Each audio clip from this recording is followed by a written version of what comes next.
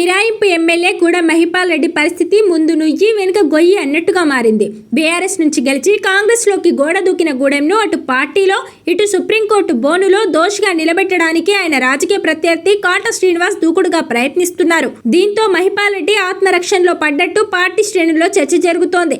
ఈ నేపథ్యంలోనే కాంగ్రెస్ రాష్ట్ర వ్యవహారాల ఇన్ఛార్జ్ మీనాక్షి నటరాజన్ మంగళవారం గాంధీ భవన్లో మెదక్ లోక్సభ నియోజకవర్గ పరిధిలో పార్టీ పరిస్థితిపై సమీక్ష నిర్వహించగా గూడెం మహిపాల్ రెడ్డి గైర్హాజరయ్యారు. జంపు జలానీల కేసు ప్రస్తుతం సుప్రీంకోర్టులో నడుస్తున్నందున ఈ సమావేశానికి హాజరైతే అడ్డంగా దొరికిపోతాననే భయంతో మహిపాల్ రెడ్డి సమావేశానికి దూరంగా ఉన్నట్లు తెలిసిందే. ఈ అవకాశాన్ని కాట శ్రీనివాస్ తనకు అనుకూలంగా మలుచుకునే ప్రయత్నం చేసినట్లు సమాచారం. పటాన్చెరులో మహిపాల్ రెడ్డి తమను ఇబ్బంది పెడుతున్నారని ఫిర్యాదు చేసినట్లు తెలిసిందే. కాంగ్రెస్ కార్యకర్తలపై గూడెం కేసులు పెట్టించారని, తమ మధ్య నెలకొన్న సమస్యల పరిష్కారం కోసం టీపీసీసీ వేసిన విచారణ కమిటీని లెక్క చేయడం లేదని, ఇప్పటి వరకు కమిటీ ముందు హాజరు కాలేదని కాట శ్రీనివాస్ ఫిర్యాదు చేసినట్లు సమాచారం.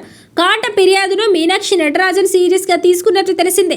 పార్టీకి అండగా నిలబడిన కార్యకర్తలను కాపాడుకోకపోతే ఎట్లా అని పక్కనే ఉన్న మంత్రి దామోదర్ రాజనరసింహ, జిల్లా ఇన్ఛార్జ్ మంత్రి కొండా సురేఖను నిలదీసినట్లు తెలిసిందే. కాట శ్రీనివాస్ ఫిర్యాదు పట్ల స్పందించిన మీనాక్షి నటరాజన్ పార్టీ కోసం కష్టపడి పనిచేసిన వారిని, వారి వివరాలు తానే స్వయంగా తెప్పించుకుంటున్నానని హామీ ఇచ్చినట్లు సమాచారం. నియోజకవర్గ ఇన్ఛార్జీల వల్ల సమస్యలు వస్తే పదవి నుంచి తొలగిస్తామని హెచ్చరించినట్లు తెలిసిందే. సోషల్ మీడియా వేదికగా సొంత పార్టీ నేతలు ఒకరినొకరు విమర్శించుకోవద్దని హితవు పలికినట్లు సమాచారం.